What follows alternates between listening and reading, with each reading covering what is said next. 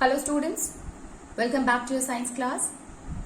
So student, in the previous class in this chapter, conservation of plant and animal, we were talking about that what are the different causes of the loss of biodiversity, and here we had discussed about the consequences of deforestation as well as climatic changes.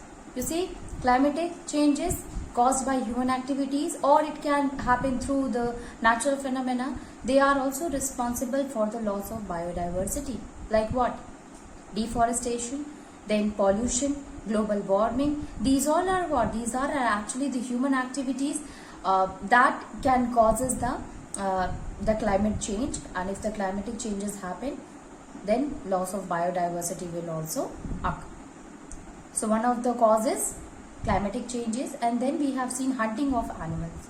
Yes, animals, if they were hunted, then obviously their number will get reduced. So hunting of the animal, and why people they used to hunt animal? The reason is that it can be because they get valuable body parts of the animals, or it can be because they need flesh of the animals. So hair, fur, all these things are what? They get it from the animals, and for this reason they used to hunt the animals. So hunting of the animal is also a major issue in which the number of the species they get reduced. Then we had discussed about the loss of biodiversity and what is the cause of the loss of biodiversity. Now we have understood here one thing, that biodiversity is important to us, and it is really important for us to conserve it. So it is really important for us to conserve the biodiversity, and the conservation of biodiversity is important in order to maintain the ecosystem. Because we know that if any disruption happen, if the species get destroyed, that will also going to disbalance the ecosystem. So if we want to maintain the balance between abiotic and abiotic component or in an ecosystem, so we have to conserve the biodiversity. Now there are different measures has been taken by state government, by local government of the India, where they preserve, they used to conserve the biodiversity. How? In national park, wildlife sanctuary, biosphere reserves, zoological park, botanical gardens. These are what? These are basically made in order to protect, in order to conserve the biodiversity. So see, national park, wildlife sanctuaries or biosphere reserves, they are there in order to protect the biodiversity, and zoological park and national and botanical garden, these are there in order to preserve the, in order to conserve the endangered species of flora and fauna. So ultimately, overall, we can say that they are there in order to preserve, in order to conserve the flora and fauna. So basically what happened in case of a national park and wildlife sanctuary, here we used to provide a suitable condition for all the different kind of species, so that they get the if the condition will be there, obviously they will get more or we can say that condition will help them to multiply or to breed. So basically here why we used to why we had discovered this national park and wildlife sanctuary, the reason is that their number is decreasing day by day. So we have to maintain, we have to give that particular condition, that suitable condition in which they get the food, they get the water, and they get the climate, as well as they get the condition in which they can breed, they can multiply, and we can maintain their species. So here we provide the suitable condition in order they multiply or they can breed easily. There are a lot of different kind of wildlife sanctuaries are there, student, in India as well as national park. So we will going to see some of the national park and wildlife sanctuary, and let us see that why they are famous for. So we'll start with, so let us see some of the famous wildlife sanctuary and national park.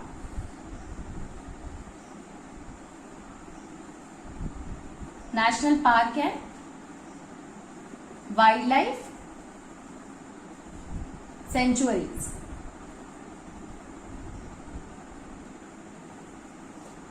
So starting with the first, I hope you all have heard about the Corbett National Park. Jim Corbett National Park, basically it is in the Uttarakhand and it is famous for the Bengal tigers. So, Corbett National Park.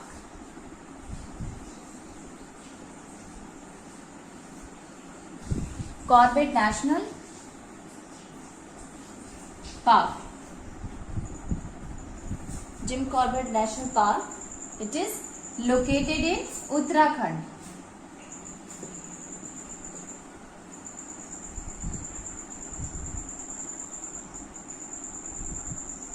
Is famous for Bengal tigers.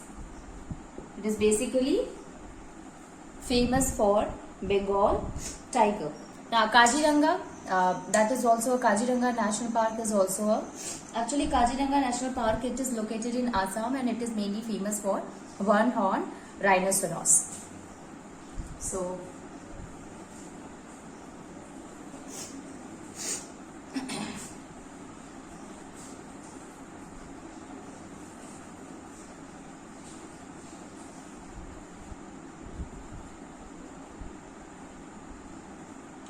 Kaziranga National Park is situated in Assam. Okay, located in Assam and is famous for one-horn rhinoceros.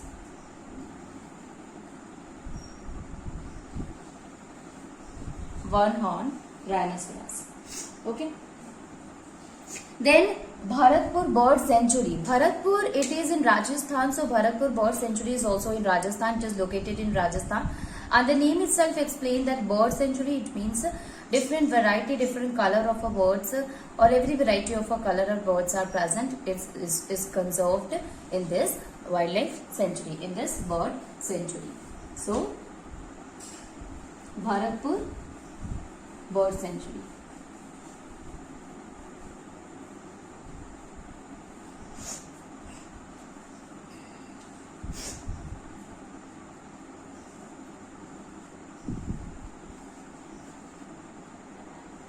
It is Bharatpur.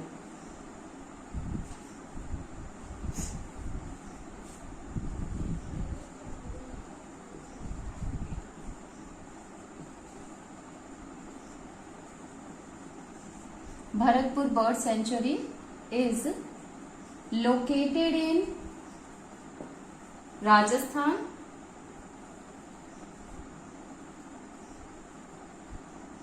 Is located in Rajasthan. Is home for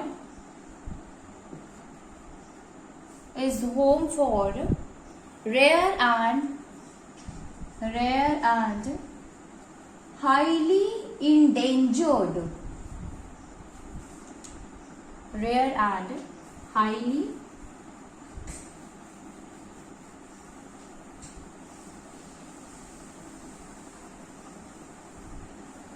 highly endangered birds.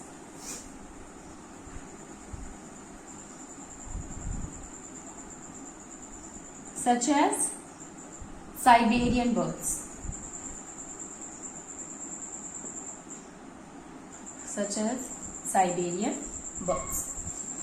So Bharatpur Bird Sanctuary is there. Then student, Periyar National Park is there. Periyar National Park is located in Kerala and it is famous for the Asiatic elephants. Okay, so Periyar National Park located in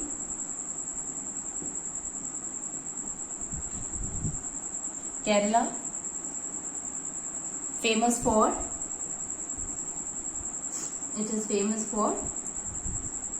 Asiatic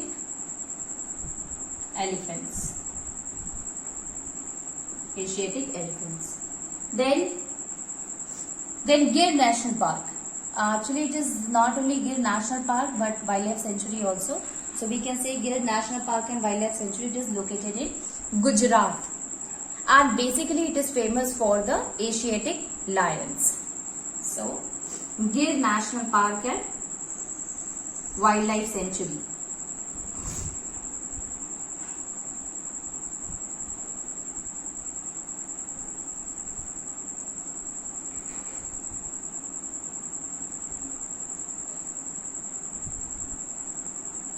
Located in Gujarat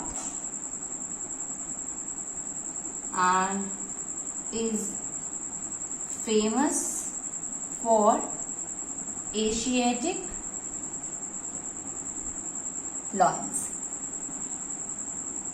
Asiatic lions. So these are some of the wildlife sanctuary and national park. There are a lot of students. So, but Kanha National Park is also there. A lot of different wildlife sanctuaries and the national parks are located in India, and they are famous for their own different kind of animal species, which is a kind of endangered species. Basically, we know that the national park or the wildlife sanctuaries or the biosphere reserves, they are maintained. They has been discovered because of in order to conserve these endangered species. Okay, so this is about the wildlife sanctuary and national park. Let us try to understand about the biosphere reserve. Basically, biosphere reserve, this concept has been given by UNESCO, and here in biosphere there are national park as well. It include more than a one national park or a wildlife sanctuary in it. Okay, and there are a lot of biosphere reserve are there in India. One of the biosphere reserve is in Pachmari Biosphere Reserve, that is located in Madhya Pradesh. So, Biosphere Reserve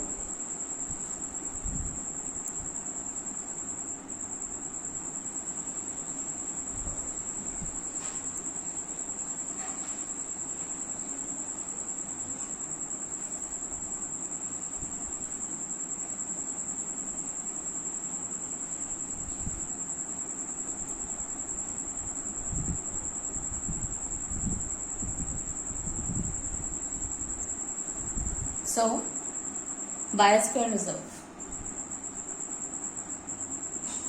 Basically, this is what? This is an area or land which is under the protected by the law in order to support the conservation of the plant and animals. So, Biosphere Reserve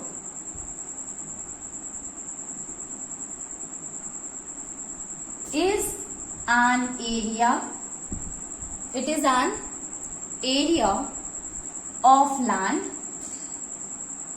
or even water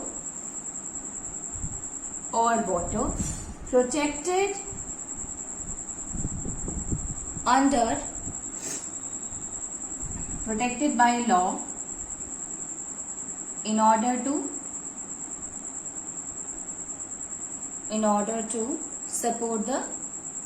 in order to support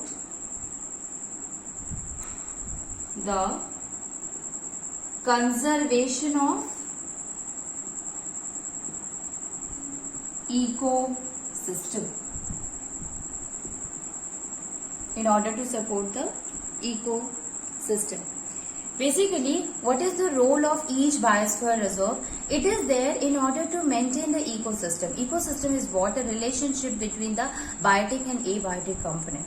Okay, so biosphere reserve is an area of a land which is protected by law in order to support the ecosystem. Now see here, if we talk about the biosphere, it will include more than a one national park or even the wildlife sanctuary. So we can write here that it includes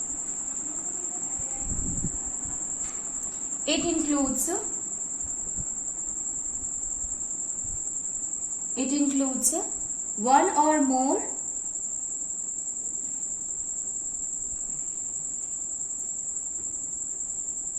national park, one or several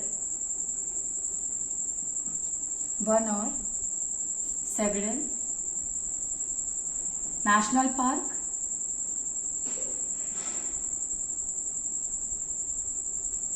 and wildlife sanctuaries.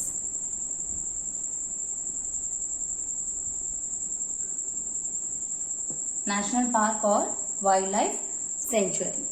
Okay, this biosphere reserve term is given by UNESCO,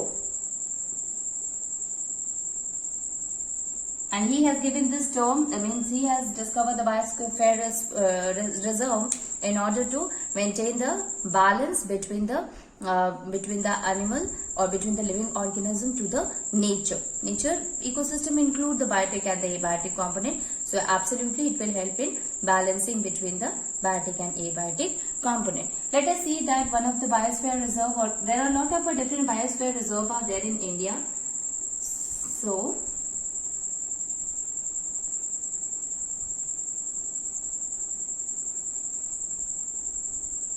see, Pachmari Biosphere Reserve. This reserve is basically in Madhya Pradesh.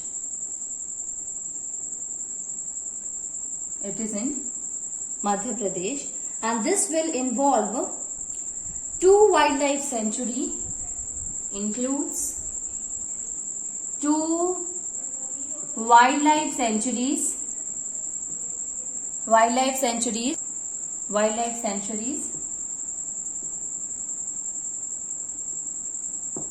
that is Bori and Pachmari.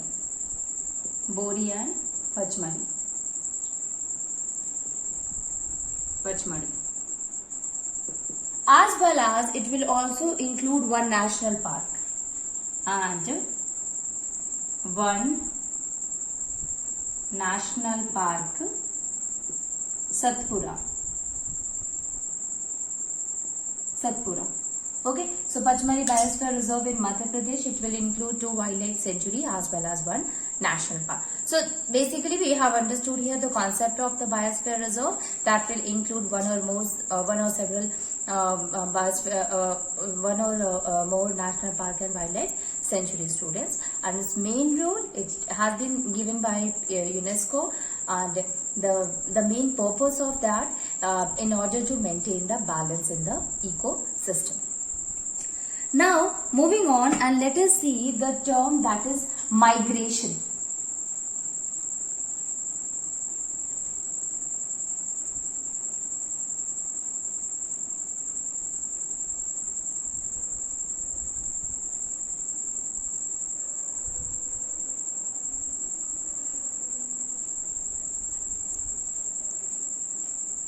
Migration.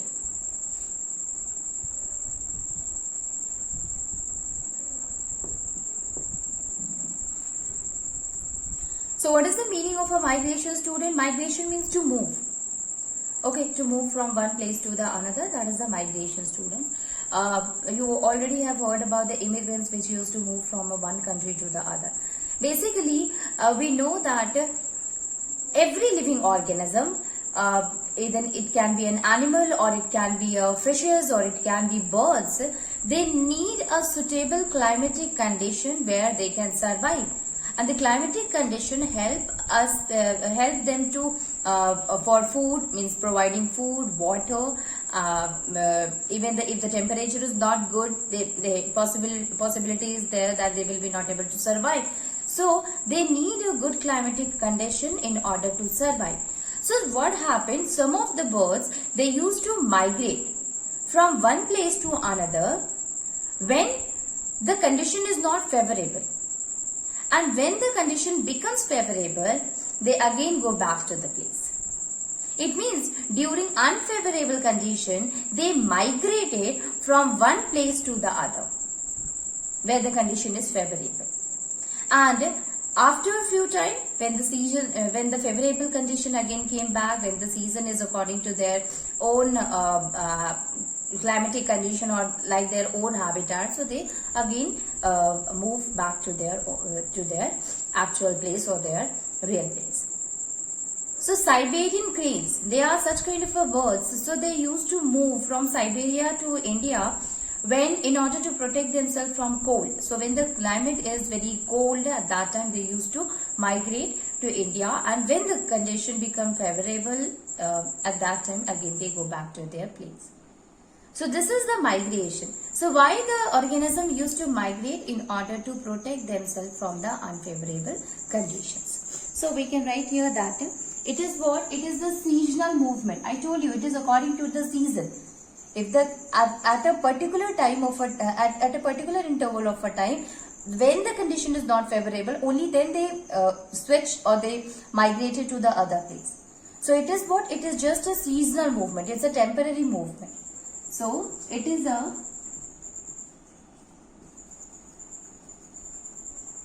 seasonal movement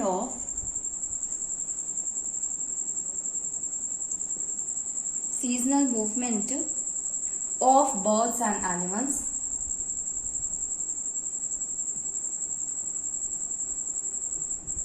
Of birds and animals from one place to another. From one place to another to overcome the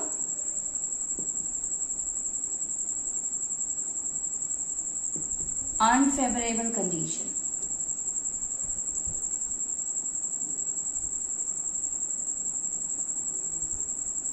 Okay, it is what? It is the seasonal movement of the birds and animals. So, basically why they used to move? So, these migratory species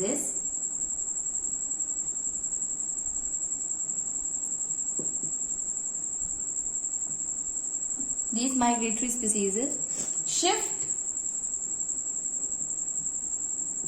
temporarily in search of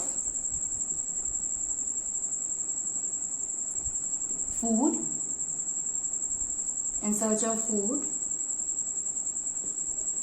water, suitable temperature,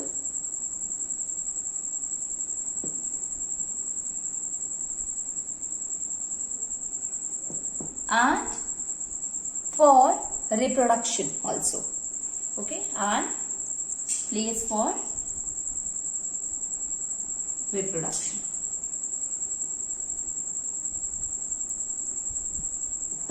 Okay, so these migratory species, obviously they used to migrated from one place to other. That is the temporary migration, and they used to go to the other place in order to search food, water, to get a good temperature, and for reproduction. For example, so we can write here, example will be Siberian cranes. Siberian crane is there, and eel is also, water eel.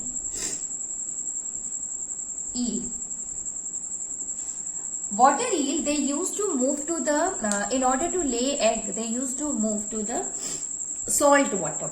Okay, whenever they are going to lay egg, at that time they used to move to the salt water. Otherwise, we know that the eels, they used to live in a fresh water.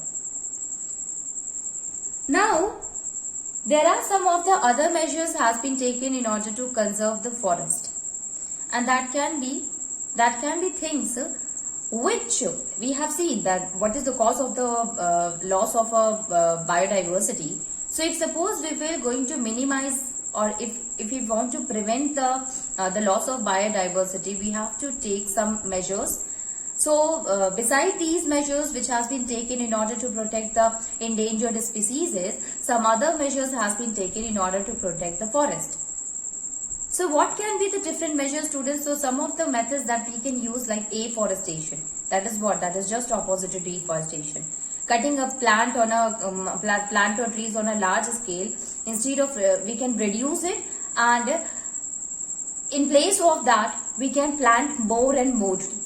So afforestation is one of the method by which we can conserve our forest. Then recycling process, students. You know that recycling of the paper is really very important. For paper, for preparation of the paper, for manufacturing of the paper, people, they used to cut trees. So if we will recycle the paper, recycling of the paper will, if it happen on a larger scale, ultimately that will reduce the deforestation, that will reduce the cutting of the more and more trees. So these are some of the measures that can be used, or that everybody can use in order to conserve the trees.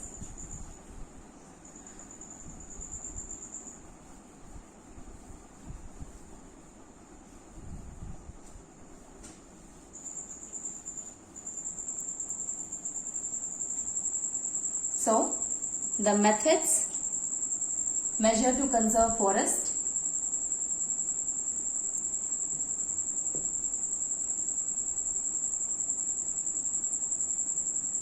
So, first one is recycling of paper.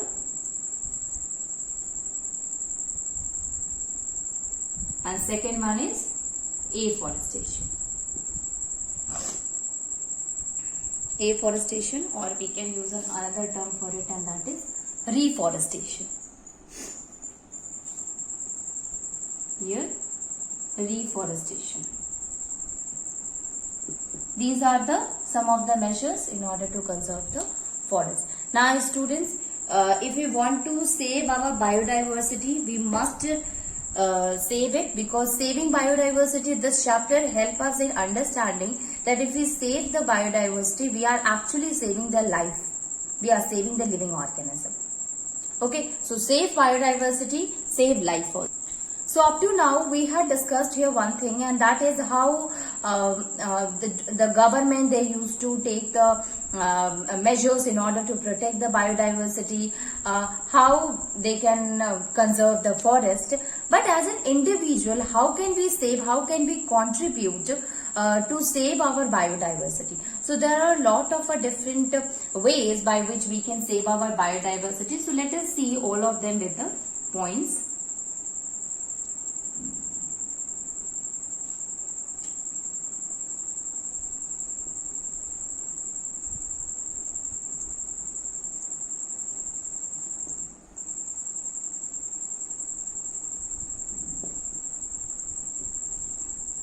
So the first one, students, that is